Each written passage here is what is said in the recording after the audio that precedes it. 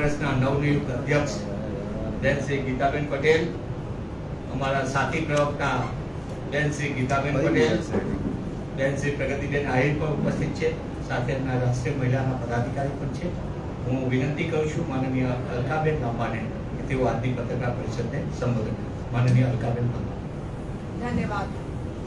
मैं मंच पर उपस्थित कांग्रेस के परिवार के सभी सदस्यों की ओर से कांग्रेस भवन में आप सभी पत्रकार साथियों का स्वागत करती हूँ और धन्यवाद करती हूँ.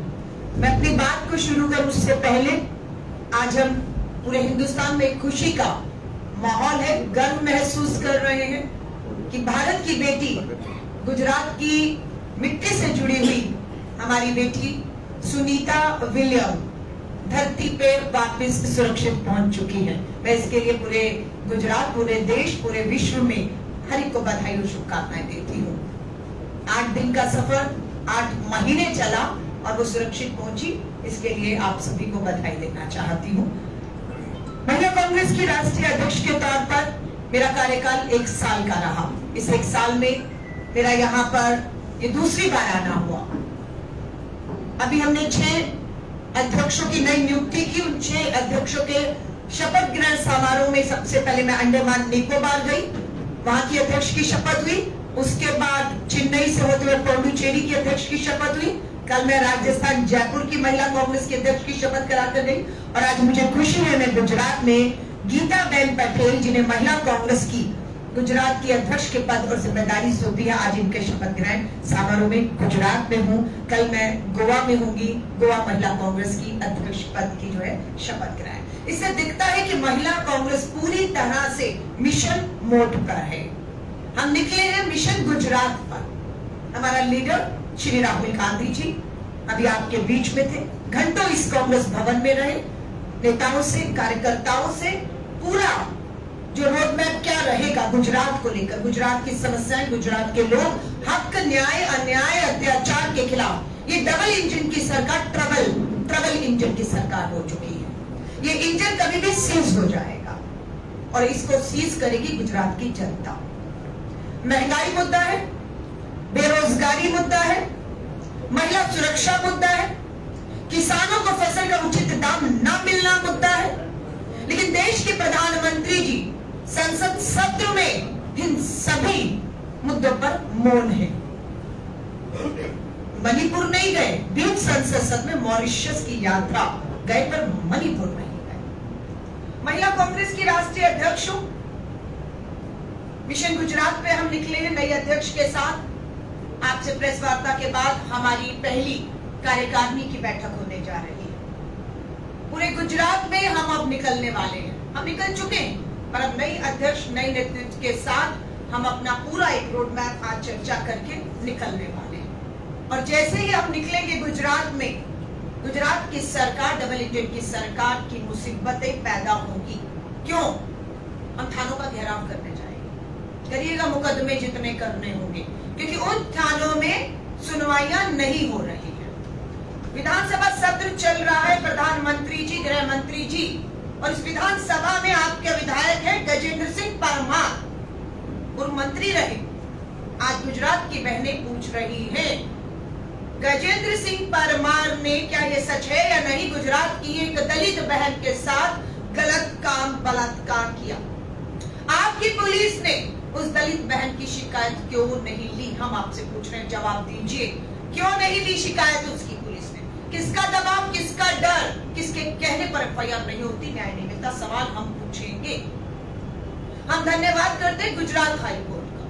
बहन गुजरात हाईकोर्ट पहुंचती है, फटकार पड़ती है पुलिस को, तब उसका मामला दर्ज होता है. पर क्या गजेंद्र सिंह परमार को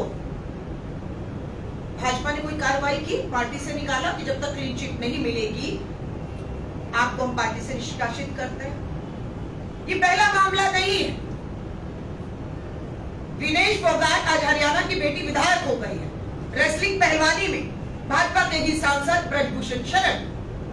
दिल्ली पुलिस पे को भी आपने, गृह मंत्री जी, एफआईआर नहीं करने दी. सुप्रीम कोर्ट की फटकार लगती है, तब आपके पूर्व सांसद के खिलाफ, जो उस समय सांसद था, एफआईआर होती है. लेकिन 1 साल हो गया, दिल्ली पुलिस पर दबाव है. इस 1 साल में ब्रजभूषण शरण को बुलाने की हिम्मत, बेटियों को न्याय दिलाने की हिम्मत नहीं दिखा पाई. वही हाल गुजरात में भी हो रहा। बेटी बचाओ का नारा देने वाले अपने दोषी विधायक, सांसदों, मंत्रियों को बचा रहे हैं और बेटियां न्याय मांग रही है। ये सच्चाई है। दहोद रेप केस, आरएसएस का प्रचारक है, बच्ची के रेप के बाद हत्या करते हैं और आरएसएस का प्रचारक है। सूरत रेप केस, 4 साल की बच्ची के साथ रेप हुआ। हर महिला और नाबालिग बच्चियों के बलात्कार इस धरती पर हो रहे हैं। डबल इंजन की सरकार मौन बैठी हुई है, बेटियों को न्याय नहीं मिल रहा। अमरेली रेप केस, एक शिक्षक ने 2 नाबालिग बच्चियों को नशा देकर रेप किया है। इतनी हिम्मत हो रही है आपकी सत्ता में होते हुए, ये कैसे हो रहा है? क्योंकि इन्हें मालूम है अपराधियों को कि ये सत्ता में बैठे लोग अपराधियों का संरक्षण करते हैं, बेटियों को, बहनों को न्याय नहीं दिलाते, इसलिए इनकी हिम्मतें बनती है। जब गजेंद्र सिंह परमार पर कार्रवाई नहीं तो वो तो सोचते हैं तो छोटे मोटे बच के निकल जाएंगे, और बच भी नहीं। ये दुख और दुर्भाग्य की बात है कि भाजपा की ये सरकार गुजरात में बेटियों को सुरक्षा देने में पूरी तरह से फेल और विफल साबित हो रही है। इन बेटियों का सारी जानकारियां नेशनल क्राइम रिकॉर्ड ब्यूरो के आंकड़ों के माध्यम से हम एकत्रित कर रहे हैं। हम इन बेटियों और बहनों तक पहुंचेगा हमारा महिला कांग्रेस का एक मजबूत संगठन जो बनाने जा रहे हैं। कौन से थानों में, कौन सी अदालतों में कब से मामले चल रहे हैं, हम इसका पूरा एक खाका तैयार करने वाले हैं। इन बहन बेटियों से संपर्क करके अगर इन्हें किसी भी तरह की कानूनी, आर्थिक, हर तरह की मदद चाहिए, हम इन्हें देंगे। हम इन्हें न्याय का हक मिलने तक, जो राहुल गांधी जी का भारत जोड़ो न्याय यात्रा में नारी न्याय के तहत नारा था कि न्याय का हक मिलने तक हमें इनके साथ खड़ा होना है। हमारी महिला कांग्रेस और पूरा शीर्ष नेतृत्व ऊपर से नीचे राहुल गांधी जी के साथ अब प्रियंका गांधी जी के भी आने वाले समय में पूरे गुजरात में दौरे होंगे। स्वाभाविक है, हमारी कोशिश है कि जो महिलाएं सशक्तिकरण के तहत, आज भी जब राहुल गांधी जी आए तो एक महिला समूह से मिले कि किस तरीके से यहाँ पर महिलाएं आर्थिक सशक्तिकरण के लिए काम कर रही है, किस तरह से न्याय के लिए लड़ रही है। इन सब पे महिला कांग्रेस जो है आगे बढ़ेगी। अब एक और शर्मनाक तस्वीर देश भर में, एक तरफ संसद सच चल रहा था, दूसरी तरफ ऑस्ट्रेलिया में प्रधानमंत्री जी की एक तस्वीर एक शख्स के साथ वायरल हो रही है। संसद सच चल रहा है, ऑस्ट्रेलिया की एक तस्वीर एक शख्स के साथ, प्रधानमंत्री जी के साथ एक नहीं अनेकों बार वो मिला है, पीएमओ में मिला है, ऑस्ट्रेलिया में मिला है, और वो ओवरसीज बीजेपी फ्रेंड्स का मुखिया था। ऑस्ट्रेलिया में 5 कोरियन विमेन के बलात्कार का दोषी करार दिया गया, 40 साल की सजा दी गई, और प्रधानमंत्री नरेंद्र मोदी जी के साथ एक नहीं अनेकों तस्वीरें उसकी आती हैं। जवाब दीजिए प्रधानमंत्री जी, उस अपराधी जिसे 40 साल की सजा विदेश में होती है, देश शर्मसार होता है, आपका उस अपराधी के साथ वो रिश्ता क्या कहलाता है? आपको जानकारी नहीं थी प्रधानमंत्री जी, आपके पीएमओ को, कि वो शख्स क्या कर रहा है जिसके जो आपके इतने करीबी है? आपके खुफिया विभाग ने आपको उसका चाल, चरित्र, चेहरा, कारनामे नहीं बताए, जिसे 40 साल की सजा हुई और 5 कोरियन विमेन के रेप का दोषी करार दिया गया। आप उसके साथ उठ रहे हैं, बैठ रहे हैं, पीएमओ में बुला रहे हैं, चर्चाएं कर रहे हैं। आपको पता नहीं था या आपको पता था? आप मौन रहकर उसे बचाने का, अपनी छवि और अपनी जवाबदेही से बचने के लिए उस अपराध को छुपा रहे थे आप। ये शर्मसार करने वाली तस्वीरें पूरे देश में, विश्व में वायरल हुई हैं आपके साथ। आपकी हमने वो तस्वीर नहीं देखी जिसमें आप बलात्कार की हमारी दोषी, हमारी जो बेटियां हैं न्याय मांग रही है। कभी प्रधानमंत्री मुख्यालय में प्रधानमंत्री जी के सामने बैठी हुई किसी देश की पीड़ित, अन्याय, अत्याचार से कह रही बेटियां आपसे समय मांगती रही? प्रधानमंत्री आपने कभी समय नहीं दिया इन 10 सालों में, 10 मिनट नहीं दिए उन बेटियों को। विनेश फोगाट समय मांगती रही आपसे, अपने मेडल लेकर वापस आपको करने आगे कि प्रधानमंत्री जी नहीं चाहिए ये मेडल, आपका सांसद गलत काम करता है, एफआईआर दिल्ली पुलिस नहीं करती, सुप्रीम कोर्ट कहता है एफआईआर होती है, लेकिन 1 साल हो गया, प्रधानमंत्री जी के पास समय नहीं है इन बेटियों से मिलने का।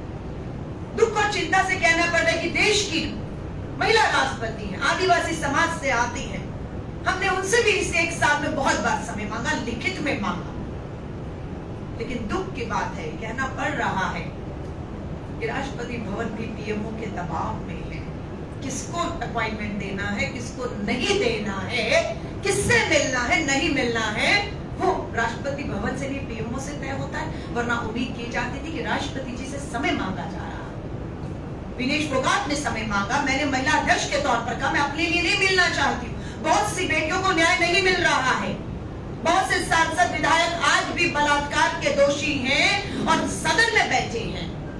फास्ट ट्रैक में कोर्ट में केस चलाकर विधायक सांसदों पर सबसे पहले कार्रवाई जब तक नहीं होगी, उदाहरण पेश नहीं होंगे, इस देश में महिलाएं सुरक्षित नहीं हो सकती, अपराधियों में खौफ डर पैदा नहीं होगा। लेकिन दुख और चिंता की बात है कि दोनों दरवाजे इस देश की आधी आबादी जो पीड़ित अन्याय, अत्याचार, शोषण, बलात्कार की शिकार है, न्याय नहीं मिल रहा, उनके लिए बंद है। ये मुझे बहुत शर्म से, चिंता से एक बार मीडिया के सामने आकर कहना पड़ रहा है कि पीएमओ के दरवाजे तो बंद थे, राष्ट्रपति भवन के भी दरवाजे बेटियों के लिए बंद क्यों है? 33% महिला आरक्षण कानून, 10 साल केंद्र में भाजपा की सरकार पूर्ण बहुमत की रही, लेकिन महिला आरक्षण कानून 2024 के चुनाव आने से पहले जब पता लगा आधी आबादी को क्या जवाब देंगे, तब जाकर दबाव में महिला आरक्षण कानून पास होता है। लागू क्यों नहीं हो रहा? हमारा अगला सवाल। महिला सुरक्षा के बाद अगला भागीदारी का सवाल देश के प्रधानमंत्री नरेंद्र मोदी जी से है। क्यों महिला आरक्षण कानून पास है तो लागू क्यों नहीं? क्यों इस आधी आबादी को उसके हक, अधिकार, भागीदारी विधानसभा और लोकसभाओं में पहुंचने से रोका जा रहा है? ये धोखा है महिला के साथ, ये आधी आबादी के साथ अन्याय और धोखा है। महिला कांग्रेस ने 10 मार्च को जब संसद का ये वाला सत्र शुरू हुआ, पहले ही दिन जंतर मंतर पर पूरे देश की महिलाएं इकट्ठी हुई और हमने आंदोलन किया संसद का। हमने इस 10 मार्च को घेराव किया। एक ही मांग है कि महिला आरक्षण कानून को, ये जो सत्र 1 महीने चलेगा, इसमें चर्चा करिए और उसे तुरंत प्रभाव से लागू कर दीजिए। सबसे बड़ा राज्य बिहार है जिसमें इसी 2025 में विधानसभा का चुनाव हो रहा है। अगर केंद्र में बैठी भाजपा सरकार की सही में नियत है तो महिला आरक्षण कानून लागू करे, बिहार से शुरुआत करे और वहां पर महिलाओं का आरक्षण दे। लेकिन हमें मालूम है इनकी नियत नहीं है, इसलिए महिला कांग्रेस ने तय किया है कि दिल्ली के उस आंदोलन को हम रुकने नहीं देंगे।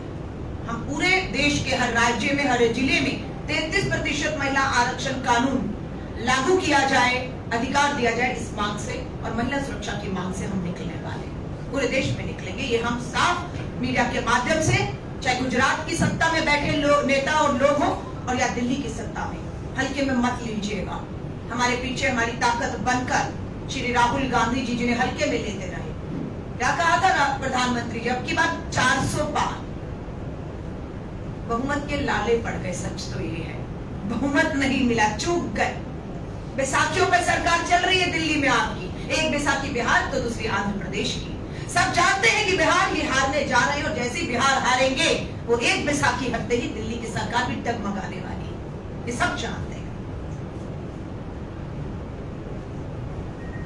तो हम यही कहेंगे कि दिल्ली में बैठी भाजपा सरकार आर्थिक अन्याय, राहुल गांधी जी का था भारत जोड़ो न्याय यात्रा में, नारी न्याय, आर्थिक न्याय, राजनीतिक न्याय, सामाजिक न्याय।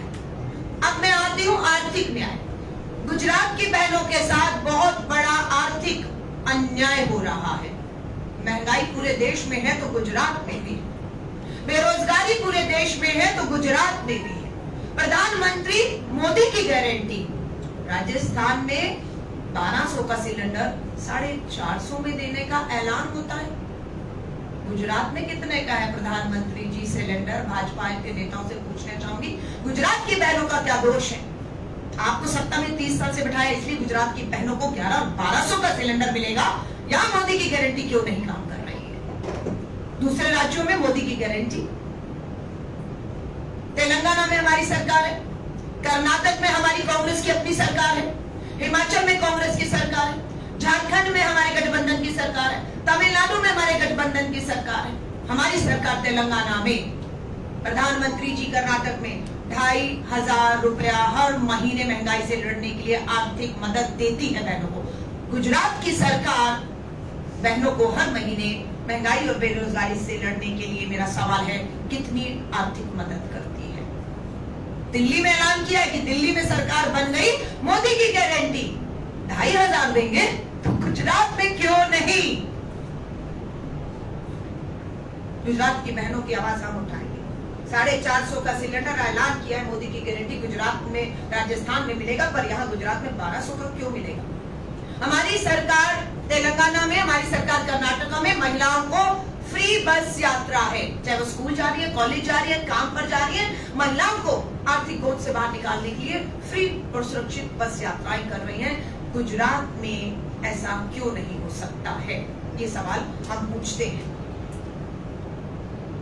यहाँ पर अभी हमारी ऑल इंडिया की राष्ट्रीय सचिव है प्रभारी, उन्होंने ये भी बताया कि यहाँ पर हमारी जो विधवा बहनें हैं, इतनी महंगाई बेरोजगारी में अकेली बहन को पूरा घर और परिवार बच्चों की परवरिश करने के लिए विधवा पेंशन मात्र 1200 रुपए, मात्र 1200। उनकी मांग है 4000 किया जाए।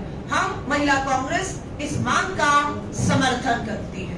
जब हम समर्थन करती है तो हम ये भी कहते हैं कि अगर आप नहीं करेंगे अपने कार्यकाल में तो कांग्रेस करेगी, और इस 1200 की पेंशन जो हमारी विधवा बहनों को है उसे हम 4000 करेंगे। हम आएंगे सत्ता में तो अगर हम कर्नाटका तेलंगाना में फ्री बस यात्रा दे रहे हैं प्रधानमंत्री जी, जो 30 साल से आप और आपकी सरकार गुजरात में नहीं दे पाई, वो हम देंगे। हम अगर तेलंगाना में 500 का घरेलू सिलेंडर जो 1200 का वो दे रहे हैं, और आप यहाँ पर भाजपा के नेताओं से कहना चाहूंगी, आप अगर फेल हो रहे हैं तो कांग्रेस देगी ये मदद, देंगे 500 रुपए का सिलेंडर। नियत और ईमानदारी होनी चाहिए। खजाना भरा हुआ है, लेकिन वो खजाना बंद कमरों में, ऐसी इमारतों में। कल भी अखबार की हेडलाइन थी, कितने 98 किलो सोना, करोड़ों रुपया, नोटबंदी की थी प्रधानमंत्री जी ने। काला धन आएगा, कैशलेस इकोनॉमी हो जाएगी। कल ही के अखबार की हेडलाइन है कि अहमदाबाद के अंदर ही एक फ्लैट जो बंद पड़ा था, उसमें 100 किलो के करीब सोना और कैश पड़ा हुआ है। बहुत होगी कैशलेस इकोनॉमी। भ्रष्टाचार, काला धन पोल खोल रही है ये जो है आपकी सब चीजें जो है। सो इन सभी मुद्दों पर इस भाजपा की ट्रबल इंजन की सरकार का इंजन सीज करने का जिम्मेदारी और आधी आबादी को न्याय, सुरक्षा, आर्थिक, राजनीतिक और सामाजिक भागीदारी के मुद्दों को हमने उठाया है। और ये काम पूरी कांग्रेस, गीताबेन पटेल को मैं एक बार फिर से बधाई और शुभकामनाएं देती हूँ। बहुत लंबा इनका संघर्ष और संगठन में योगदान रहा है। हर तरीके से सशक्त महिला है। गुजरात महिला कांग्रेस की बागडोर सौंपी गई है। लगभग होगा तो हर महीने गुजरात में खुद आऊंगी, ताकि हर जिले तक पहुंच पाए। आज शपथ ग्रहण समारोह में, नारी न्याय सम्मेलन में गुजरात से बहुत बहनें आई, हमारी जगह कम पड़ गई, लेकिन अब हमने ठाना है कि हम हर जिले में जाकर इसी तरह के सम्मेलन करके अन्याय के खिलाफ न्याय की लड़ाई को लड़ेंगे और इस सरकार को कटघरे में खड़ा करेंगे। आप सभी पत्रकार साथियों का मैं तहे दिल से धन्यवाद करती हूँ। आपके सवालों से पहले मैं गीताबेन पटेल को कहूंगी, मेरी नवनियुक्त अध्यक्ष आपको संबोधित करें।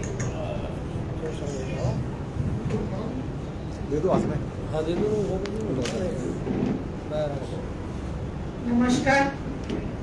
આજે ગુજરાત પ્રદેશ મહિલા કોંગ્રેસ ના અધ્યક્ષ તરીકે મારી નિમણૂક થઈ છે અને અમારા આમંત્રણને માન આપી અહીંયા ઉપસ્થિત સર્વે પત્રકાર મિત્રોનો હું આભાર માનું છું અને આમ કરું છું।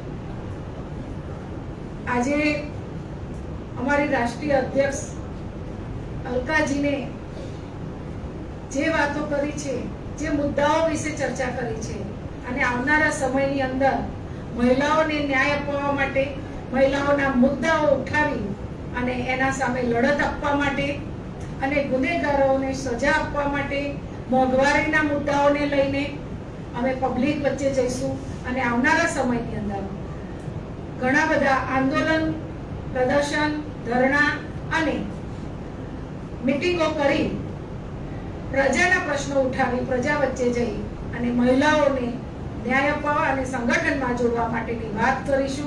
આવનારા સમયમાં વધુ મજબૂત સંગઠન કરવા માટે અમારા હાઈકમાન્ડે અને પૂરા કોંગ્રેસ નેતાગણે જે કંઈ મારા ઉપર વિશ્વાસ રાખ્યો છે એ વિશ્વાસમાં પાર ઉતરી અને વધુમાં વધુ સારી રીતે કામગીરી કરવા માટે હું કટિબદ્ધ છું। આપ સૌએ અહીંયા ઉપસ્થિત રહી અને અમારી અધ્યક્ષશ્રીની વાતને જન જન સુધી પહોંચાડવા માટેની જે કામગીરી લીધી છે એના માટે ફરી એકવાર ધન્યવાદ। मैं एक सिर्फ आपको सूचना देना चाहती हूँ, 15 सितंबर महिला कांग्रेस का स्थापना दिवस पे हमने ऑनलाइन सदस्यता अभियान की शुरुआत की।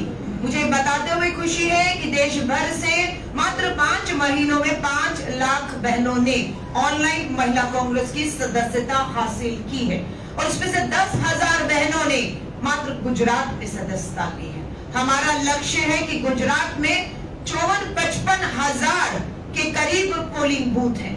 हर एक पोलिंग बूथ पर जो लक्ष्य हमने अध्यक्ष को दिया है और आज कार्यकारिणी में चर्चा होगी, गुजरात के एक पोलिंग बूथ पर 10 महिलाओं को जोड़ने का हमारा लक्ष्य है। 10,000 बहनें हमसे जुड़ चुकी हैं। पहला लक्ष्य कि 54-55 हजार हर बूथ पर एक, यानी कि पहला लक्ष्य 55,000 पहुंचने का है। दूसरा लक्ष्य हर बूथ पर 10 बहनें जुड़ेंगी और वहीं से हमारा आप देखेंगे यह आंदोलन पूरे गुजरात में धीरे धीरे फैलेगा। मुझे मालूम है जब यह ऐलान कर रही हूँ, एक निष्पक्ष, ईमानदार, निर्भीक मीडिया इस बात को छापेगा और भाजपा पढ़ेगी भी। और मुझे मालूम है वोटिंग हमें रोकने के हर हथकंडे, हर प्रयास करेगी। सत्ता का, कानून का, प्रशासन का दुरुपयोग भी किया जाएगा, पर मैं इस बात को कहकर उन्हें ये बताना चाहती हूँ कि हम ये सब जानते हैं, आप करेंगे और हम तैयार हैं। अब आप अपनी तैयारी करिए। धन्यवाद। अलका जी मेरा सवाल ये है कि गुजरात सरकार में अभी बीजेपी ने परिपत्र किया हुआ है कि गुजरात में जो लॉ एंड ऑर्डर की स्थिति बिगाड़ने वाले अपराधियों का एक लिस्ट तैयार किया जाए और उनके ऊपर कार्यवाही की जाए। और अभी गुजरात सरकार भी ऐसे अपराधियों पे बुलडोजर चलाने का काम भी कर रही है उनके घर पे। ये राजनीति को आप कैसे देख रहे हैं? देखिए, मैं फिर कहूंगी, 30 साल से इनकी सत्ता है, 30 साल कम नहीं थे, 10 साल से डबल इंजन की सरकार। मुझे तो लग रहा था गुजरात अपराध मुक्त हो गया होगा, कम समय था ही ना, लेकिन आज भी अपराध युक्त है। डर नहीं है, खौफ नहीं है। ऐसे विधायक दलित महिला का बलात्कार के आरोप में भी अंदर विधानसभा में बैठा जेल नहीं गया है। तो ये खोखली बातें हैं। मैंने देखा आज, मैं आपके अहमदाबाद रिवर फ्रंट, मैं पूछ रही थी वो सी प्लेन कहाँ है। जब भी चुनाव आता है प्रधानमंत्री जी एक नया शगुफा छेड़ देते हैं और सारे मुद्दों से ध्यान भटकाकर उस पर चर्चा होती है। अरे सी प्लेन चलेगा, सी प्रधानमंत्री जी घूम गए, कहाँ है वो सी? हाँ, बुलेट ट्रेन भी आनी थी। मैं तो सोच रही थी एयरपोर्ट पर उतर के अहमदाबाद की बुलेट ट्रेन में बैठने वाली हूँ, कहाँ गई वो प्रधानमंत्री जी बुलेट ट्रेन? तो ये सब चीजें जो हैं, मैं फिर कहूंगी, असल मुद्दों से ध्यान भटकाने के लिए ये बात कह के भाजपा की सरकार ने खुद को ही कटघरे में ये खड़ा कर दिया। अपराध था, अपराध है, और भाजपा जब तक है गुजरात में अपराध रहेगा, वो सुरक्षित नहीं रहेंगे, क्योंकि ये अपराधियों को संरक्षण देने का काम करती है ये सरकार। ये भागीदारी है अपराध में इनकी, संरक्षण पर्याप्त है इनको, और वो जितना अपराध दोषी वो है उतनी ही दोषी भाजपा सरकार भी है। तो इसलिए मैं कहूंगी कि ये सब कहकर आपने अपने आप को बेनकाब किया है। हम तो कह रहे हैं अपराध है, कोई सुरक्षित नहीं है, और उसका दोषी कोई और नहीं, भाजपा की सरकार और नेता है। अलका जी, नरेंद्र मोदी और बीजेपी, उनकी जो पॉपुलैरिटी है और उनको जो वोट मिलते हैं उनमें से ज्यादा प्रतिशत महिलाओं के हैं, उनके दम पर ही मिलते हैं। तो आपने अभी जो मसले बताए वो अगर सही मायनों में कांग्रेस अगर लेके जाती महिलाओं से तो situation would have been different. What do you think? ये हुआ राजस्थान में, मोदी की गारंटी, कांग्रेस सरकार 500 का सिलेंडर दे रही है ना, मोदी की गारंटी 450 का दूंगा। बिल्कुल सही कहा आपने, बहनाएं आ गई धोखे में, आ गई झूठ में, दे दिया धड़ाधड़ वोट। पूरा राजस्थान की महिलाओं ने मोदी जी को वोट दे दिया। आज 1-1.5 साल हो गया, 450 का सिलेंडर भी नहीं मिल रहा, मोदी भी नहीं मिल रहे हैं। तो ये है धोखा हुआ। हर बार प्रधानमंत्री जी आते हैं चुनाव में, मोदी की गारंटी बहनों को देकर धोखा करके चले जाते हैं। उसका नतीजा बता दिया आपको। हमने क्या किया? हमने मोर्चा संभाल लिया। राजस्थान का चुनाव हुआ, 450 का सिलेंडर नहीं मिला, फिर आ गया लोकसभा का चुनाव। लोकसभा में 25 सांसद हैं, राजस्थान में 11 सांसद सीधे कांग्रेस ने हरा दिए वहां पर, इन्हीं महिलाओं के दम पर। अगर विधानसभा में इन महिलाओं ने भाजपा को धोखे में आकर मोदी की गारंटी 450 में दिया तो बदला भी ले लिया उन्हीं महिलाओं ने, और 11 सांसद हारते हैं 25 में से राजस्थान में, और कांग्रेस जीती। धन्यवाद, थैंक यू, बहुत बहुत धन्यवाद पत्रकार साथियों का। जय हिंद।